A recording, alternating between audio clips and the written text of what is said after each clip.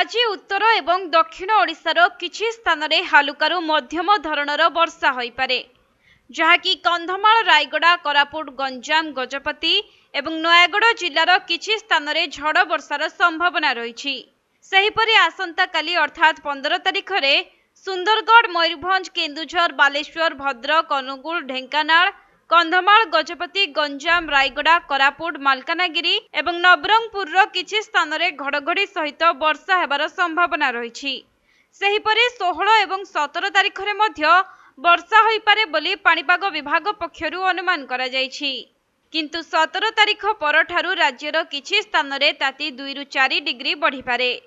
सेपटे 19 तारिख सुधा दक्षिण अंडमान सागर, निकोबर द्वीप एवं दक्षिण पूर्व बंगोपसागर को दक्षिण पश्चिम मौसुमी वायु अग्रसर हेबा पई पाग अनुकूल रही।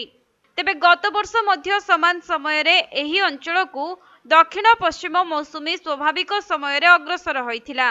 सूचनायोग्य जे गत वर्ष जून 8 तारिख रे केरल उपकूल रे 7 दिन विलंब रे मौसुमी पहुंचीथिला।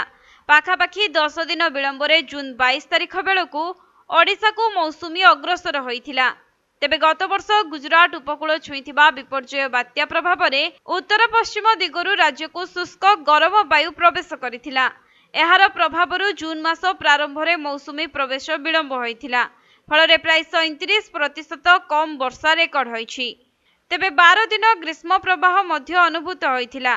साधारणतः मौसुमी अंडमान सागर को प्रवेश परे बात्या बा अवपात सृष्टि न हेले केरल एवं ओडिशा रे समय पूर्वरु मौसुमी पहुंची थाए बोली पाणीपाग विभाग पक्षरु सूचना दिया जायछि।